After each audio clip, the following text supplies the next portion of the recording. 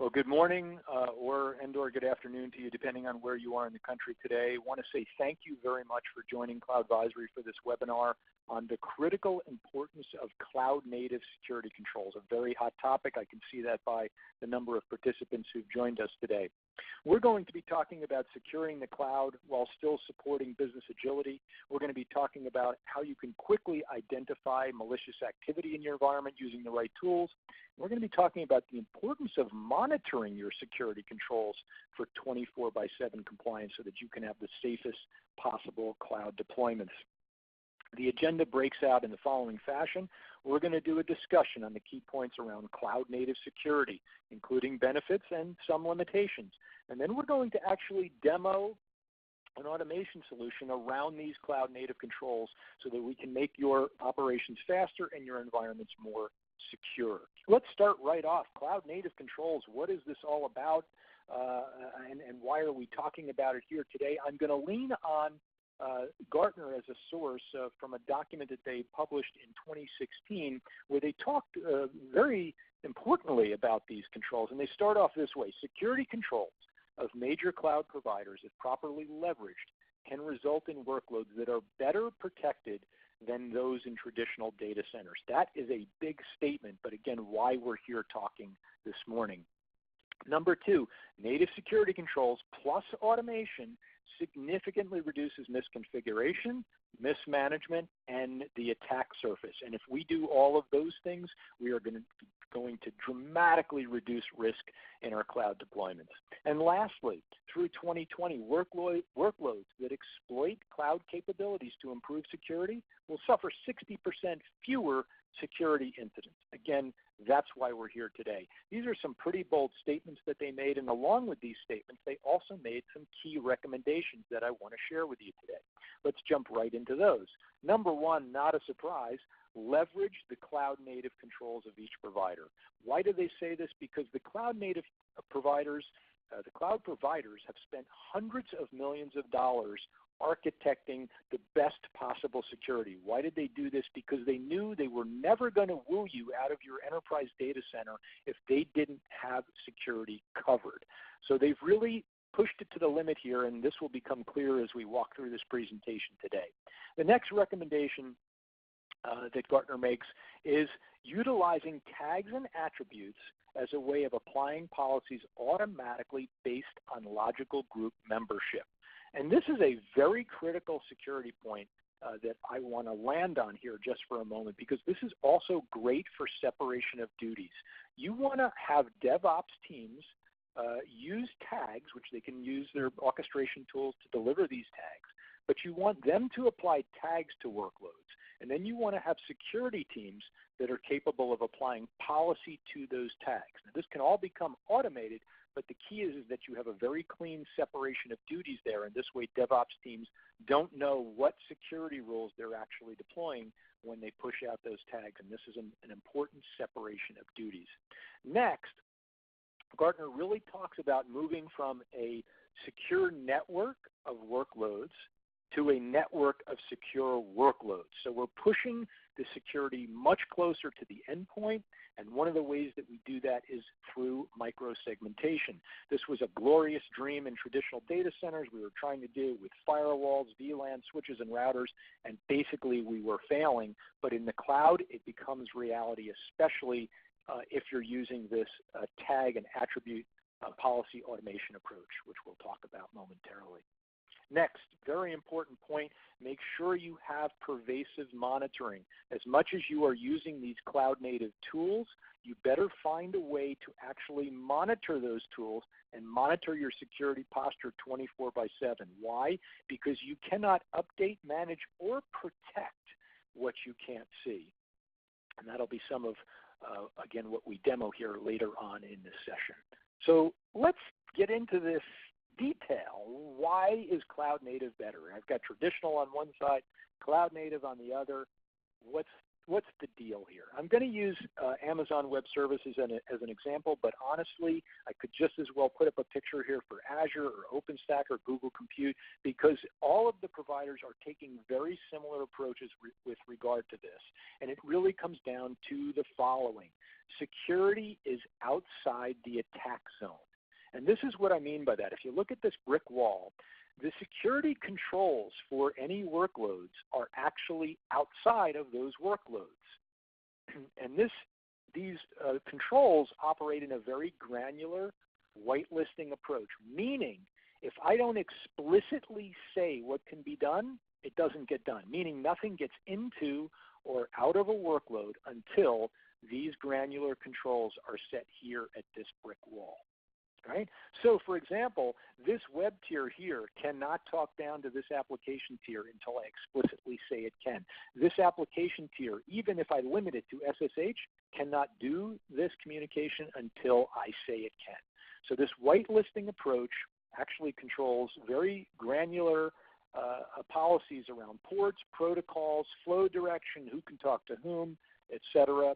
And this is one of the first things that makes security groups, network security groups, and hypervisor controls much stronger than what we're used to in traditional data centers. The next piece of this is because of the way they've set up these security controls outside of the attack zone, they've set up a perfect way for us to finally deliver on the dream of microsegmentation. And this means if we use tags as a way of setting group membership, for example, I can be a member of this project in OpenStack, or I can be a member of this database tier in AWS. By using those tags, I can then apply policies to entire groups. This gives me a tremendous amount of speed and control. It speeds up operations and security because I can start to make policy changes to entire swaths of the environment, but as well, what it does is it dramatically reduces the attack surface. So imagine me setting a very specific policy to the database tier, which is very different from the policy to the web tier. Now if a piece of malware were to get into the database tier, it's going to be very limited in terms of what it can try to do. And what this microsegmentation also delivers on is it helps make it easy to identify rogue activity. Because I am using very specific whitelisted policies, anything that goes against those policies, if I'm using the right tools, can be quickly uncovered and made visible so that I can stop it in its tracks. Next piece of this is, as I look at cloud-native controls, they're also used for access to cloud services. So if you want to use Amazon RDS or Azure SQL, or if you're moving into the world of serverless with AWS Lambda, you have to know how to use these cloud-native controls as well, because workloads can't access these services until the appropriate controls are set. So what point am I really making here? I'm making this point. Knowing how to configure, manage, and monitor these controls is absolutely necessary for security and success in the cloud. And it's okay if you don't know how to use these controls, because there are tools that help you manage this, like CloudVisory, that we'll talk about later in the demo. But the key is that you want to be using these cloud-native controls either by learning them yourself or by utilizing a tool that helps abstract the complexity. Okay, so there are alternative approaches to cloud-native controls. In fact, we initially have met enterprises in our consulting with them where they were doing just that. They were using alternatives to cloud-native controls. One of those being legacy host OS-based controls. So let's do a compare and contrast very quickly here, because this will also set up really where the power for cloud-native comes in. If you're using legacy host OS-based controls, effectively what happens is a little security agent gets installed on every virtual machine. And what this means is that the rules and the security protections are inside the attack zone. Let's quickly contrast that to cloud-native controls, where you've got this hypervisor layer where you set security groups. And in this case, the rules and the enforcement controls are outside of the attack zone. Hopefully you get that right away, but I'll paint an even clearer picture here with the following drawing. When you are using host OS-based controls, you are allowing all communications to make it to the workload before a security decision is made. That, by the way, includes malware. You're letting the malware get all the way to the virtual machine. But when you're using cloud-native controls, Again, you've got this hypervisor layer where they're using security groups or network security groups, and the decision is being made here as to whether I let traffic into those virtual machines. So I'm stopping the malware dead. I'm making a security decision long before it ever hits the real attack zone where my real value is. So hopefully that's really clear and you get the benefit here and the strength to cloud native. So let's sum it up. Cloud native controls are stronger because they're based on granular whitelisting, right? I have to explicitly say what can happen. And what this results in is a network of secure workloads. These controls are better because they're outside the attack zone, right? I don't want to let that malware get to my attack zone. I want to stop it long before. I want to be able to do things like microsegmentation finally, which reduces the attack surface, right? It dramatically makes it more difficult for malware to have any effect. And as well, microsegmentation actually helps identify rogue activity.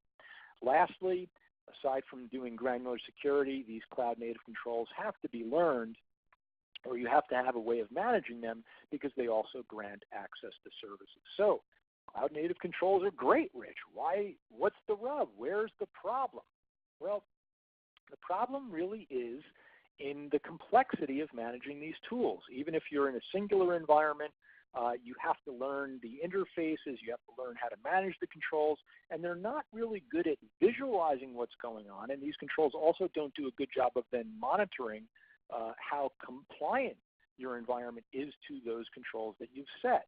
If you're dealing with a multi-cloud environment, things get even worse because you have all these different interfaces. Here you're seeing OpenStack, Azure, AWS. You've got another for Google Compute, another if you have VMware. And all of these interfaces work slightly differently, so now I have to get really good at multiple interfaces, and that just dramatically slows security and ultimately business down. So we want to find a way to simplify this, which is exactly what we're going to show you here in a demo. CloudVisory as a solution gives you a consolidated view of compliance, a consolidated view of your environment, and lets you automate command and control over those native security controls through a singular interface. So here you see an example of a security admin dashboard in CloudVisory where they're able to quickly see a summary of AWS, OpenStack, Azure, traditional data center, and even Google Compute. They can quickly drill into flow violations that are happening, which we'll discuss momentarily. They can drill into enforcement violations, quickly see where the problem is, stop it dead in its tracks, and keep your world safe. There's multiple levels that we do this on in terms of our continuous monitoring, audit, and compliance of your environment. And this is what's really key because, again, while the cloud provider controls are awesome, they don't really give you the tools to see what's going on once you've deployed those controls. So if a piece of malware were to get into the environment, how quickly could you identify that malware? And that's what we're doing. We're actually watching the security groups, the security controls, these native controls, and we're watching the data flows that are actually happening between the workloads, and we're finding anything that is untoward and we're blocking it. Okay, so we're actually watching the real-time data flows that are happening in a very non-intrusive fashion, and we're protecting your environment 24/7. As well, we're also watching the enforcement points themselves, where the rules are set. Once these rules are centrally set, if somebody tries to muck with those rules, which, by the way, can absolutely bring your entire environment down, which is why it's so important to be monitoring these controls, but if somebody were to make a change to these security controls, we would identify it immediately in real time, so we would detect an alert on it, but we can also roll back that malicious change. And so this is some of what we're going to show you in a very quick demo here of the CloudVisory security platform. And to sum up what we do, we deliver a singular interface for policy automation across providers.